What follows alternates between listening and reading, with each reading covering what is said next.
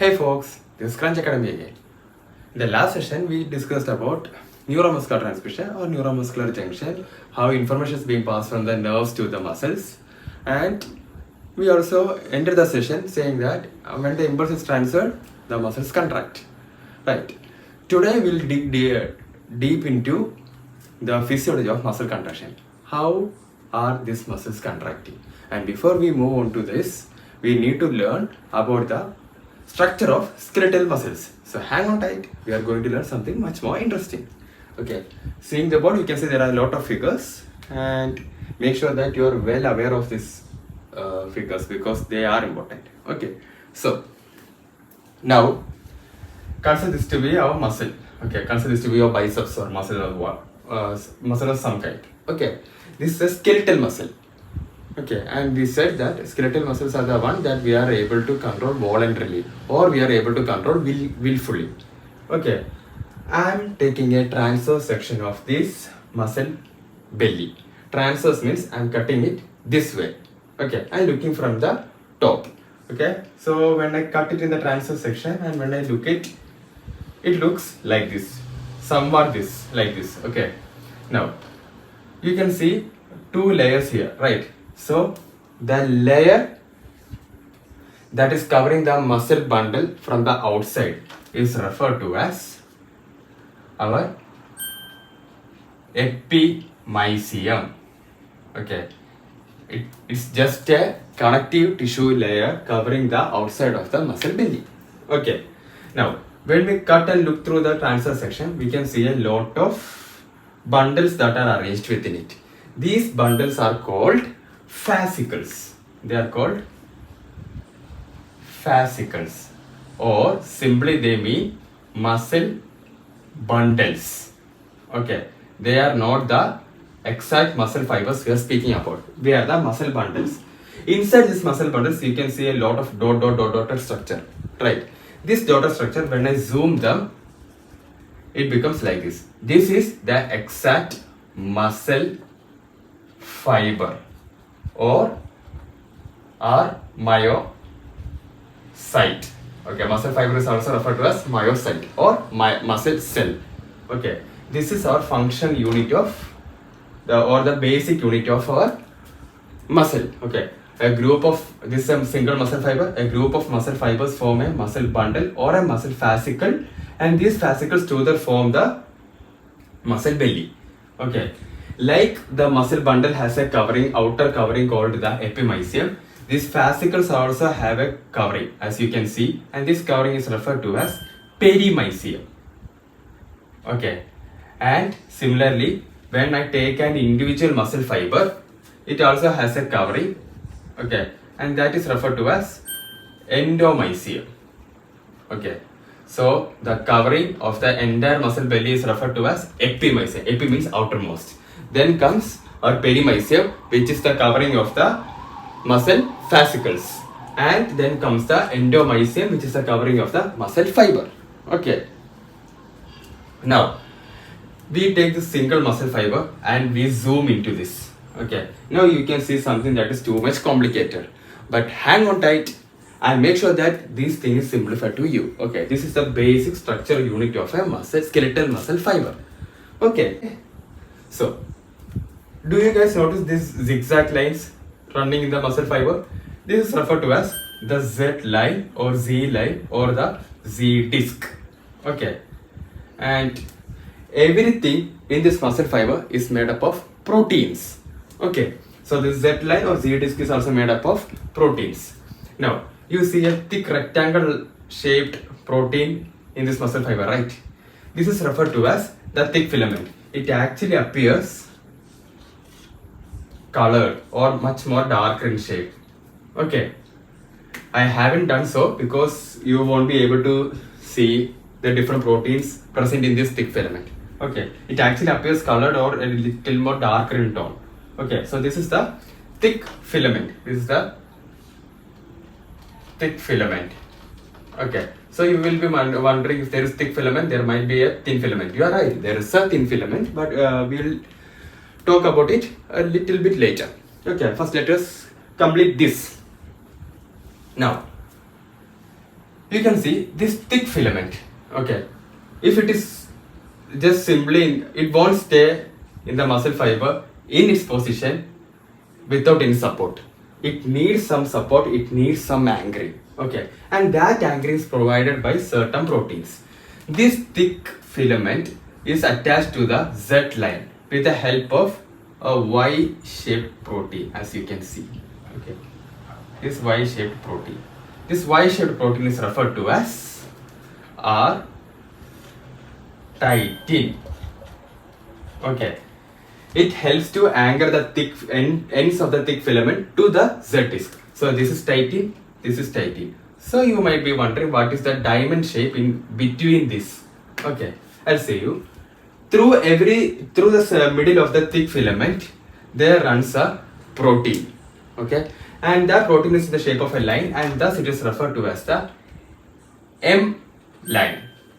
Okay, maybe middle line. Okay, and this protein in the thick filament forms a diamond shape so that the end anchoring proteins, that is a titin, can anchor onto this. So this diamond shape and the continuous straight line is the M line, and the titin is anchored to the M line within the muscle, within the thick filament. Okay, so we have the muscle fiber here. It is anchored into the Z line with the help of a Y-shaped protein referred to as titin, and titin inside the thick filament is anchored to the M line.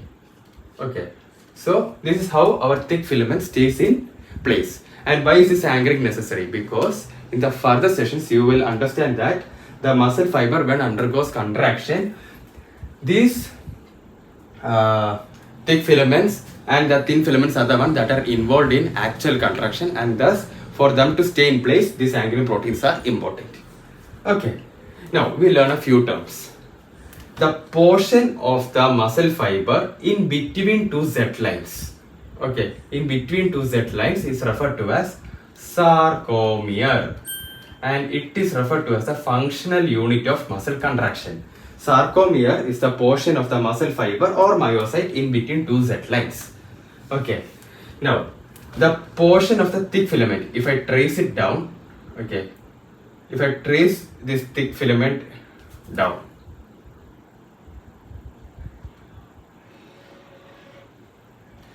okay, this region is referred to as the A band. Okay, the region of the thick filament is referred to as A band. A means anisotropic. I told you earlier the thick band is a little bit darker in color, and thus anisotropic means darker. So anisotropic band or A band, the thick filament, part of thick filament, and the part of the muscle fiber in between the adjacent thick filament is referred to as, see, in between the ends of the thick filaments is referred to as I band, means isotropic band. Isotropic means lighter in color. Compared to the thick filament, the portion in between the thick filaments is much lighter in color, thus it is referred to as the I band. So we learned what is the A band, we learned what is the I band, we learned what is the Z line, what is the M line, what is the sarcomere. Okay, you also need to know something. Thus the M line, right? The M line, I told you everything inside the thick inside the muscle fiber is made up of proteins, and the M line itself is made up of a different number of proteins, and they are, one is the myosin protein, the other one is the C protein. Doesn't matter if you don't remember these two, but the most important protein that you have to remember here is the creatinine kinase. Okay, you will learn why it is so important, because you might have heard that when the muscle breaks down, or when there is a road traffic accident, where there is accident, or where there is any crush injuries, where the muscle is crushed, there is a release of large amount of creatinine or creatinine kinase into the bloodstream, which have the ability to damage our kidneys. And in such cases or in such patients, if you don't act immediately, you can see that the patient's urine will be cola colored, and that's a sign of impending kidney damage. Okay, so that's a clinical significance related to the M line. Okay, now we have learned about this. Now we learn about the thin filament. Okay, the thin filament is present in the shape of a helix.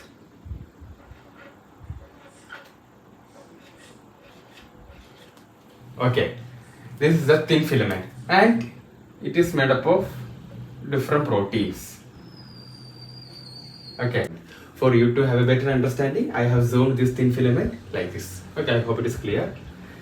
The thin filament is like a group of beads. It is a helical structure, okay, or it's a spiral structure that is made up of bead-like proteins. Bead means something that you see on the rosaries or on the chain, right? These are the beads. Okay, so they are made up of bead-like proteins. When I take one bead individually, it looks like this. Okay, a bead with a hole in the center. Okay, this is referred to as this whole protein, or this is referred to as the thin filament. And this thin filament is made up of a protein called actin. Okay, it is simply made up of a protein called actin. Now, when I take the bead individually, it looks like this. A bead with a hole in the center. Okay, this is referred to as G-actin. G-actin means globular actin. Okay, this globular actin then comes together and forms something called the F-actin. F-actin means filamentous actin, and this F-actin in together forms the whole actin structure or the thin filament. Okay, so we have the G-actin, we have the F-actin, and then we have the actin protein in total. Okay, here you can see, apart from this bead-like structure, we can see something running, right? A thread-like structure that is running through this. It is referred to as the Tropomyosin. And why is it called so? Tropomyosin is a filamentous protein that runs through the thin filament through the holes of the actin protein. I told you earlier, when I take the actin protein in individual, it looks like a bead with a hole in the middle. It runs through the middle of this globular protein. Okay, and why? This hole in the middle is referred to as the active site. Okay, and why? Because it is the area where a particular protein emerging from the thick filament attaches to the thin filament. Okay, or it is the area of binding of the thick filament and thin filament via a series of proteins which will be explained soon. Okay, just for the namesake, just know we have the active site in the G-actin and the tropomyosin protein runs through it. Make sure that the active sites are covered. Okay, now you can see another protein, some alien-like structure here, right? This is referred to as Troponin. Okay, Troponin. And it has 3 binding sites. One you are seeing here, the binding site. Okay, and what does bind here? Here we have the calcium binding site. Okay, here we have the actin binding site. Okay, we have the calcium binding site, actin binding site, and the site of binding for tropomyosin, as told earlier. Okay, so since this area binds to, and this protein in as a whole is referred to as troponin. Since this area is for the binding of calcium, we refer it to as C-troponin. Since this area is for the binding of tropomyosin, we refer to it as T-troponin. So you might feel, okay, this side is for the binding of actin, so it can be called the A-troponin. No, it is called the actin binding site. Okay, so that is about the structure of the thin filament, where we have 3 different proteins. One is the actin, the second one is the tropomyosin, the third one is the troponin. Okay, troponin itself has 3 binding sites. One is for calcium, one is for actin binding, and one is for the tropomyosin binding. Okay, now we have a filamentous structure or a filamentous protein that runs from the thick filament to the thin filament. Okay, this protein is referred to as myosin. Okay, it is a part of the thick filament, and myosin itself has 3 parts: the head part, okay, which looks like a flower, then the neck part and the tail part. Okay, it is a protein. It is called the myosin protein. It has a head part, a neck part, and a tail part. Okay, and in the head part we have two binding sites. One is the binding site for ATP. Okay, and the second one is the binding site to actin. Okay, and where in actin does the binding site of myosin bind to? The active site. Okay, so this is what I told earlier. We have the active site in the actin protein, which is covered by the tropomyosin. And if it is not covered by tropomyosin, the actin binding site in myosin protein, which is a part of the thick filament, binds to it and may cause muscle contraction. Imagine causing muscle contractions whenever you don't need it. Okay, that is an awful process or awful feeling. So this is about the structure of the muscle fiber. Okay, now there are certain clinical correlations related to this. One is something I told you earlier. The M line that runs through the center of the thick filament has a protein called creatine kinase, which is released into the bloodstream during crush injuries or when the muscle breaks down. Okay, the second one is this muscle fiber as a whole. Okay, if you remember the earlier picture, this muscle fiber was bundled together and they formed a fascicles, and there were n number of fascicles in a muscle bundle, right? Okay, so this in between the fascicles, it is referred to as, there are certain connective tissues. This single muscle fiber is bound to the connective tissue outside it, okay, by a certain protein. Okay, so that this muscle fiber has a hole is anchored. If there are enough anchoring inside, then there must be some anchoring outside. Or if the muscle fiber keeps on moving during each and every contraction, that's not good, right? So each and every muscle fiber is anchored, and these are anchored with the help of certain proteins called dystrophin. Okay, for now, just know that for the namesake, just know we have proteins called dystrophin, which helps in anchoring the muscle fibers in a muscle fascicle. Okay, and in certain people, due to genetic mutations, this dystrophin protein might be absent. And in such children, what happens is that these muscle fibers are not anchored to each other, they are free floating. Okay, and if they are free floating, what happens? When an impulse reaches the muscle, when muscle contraction is initiated, since it is not anchored, it is not communicating with the other muscle fibers, it will be just floating in the muscle bundle. It won't be used. And what happens if something is not being used for a long time? It starts to deteriorate. Similarly, the muscle fiber starts to deteriorate. Okay, and similarly, it starts to deteriorate, and there is a lot of muscle deterioration, and that deterioration is referred to as muscle dystrophy. Okay, muscle dystrophy. So in people who have a genetic mutation where this protein is not at all produced, there is a severe kind of muscle dystrophy, and it usually occurs in children around the age of 5 to 6 years, and that condition is referred to as Duschenne muscular dystrophy. Duschenne muscular dystrophy. And in certain there are another kind of genetic mutations where the protein is produced, but it is not the protein doesn't have the full structure, or they are partially formed, or in other terms, we have misfolded dystrophin proteins, where the protein cannot exhibit its entire ability to hold on to the muscle fiber. And in such cases, the condition is less severe, and it occurs in usually 15 to 20 years of age group, and it is referred to as Beckers muscle dystrophy.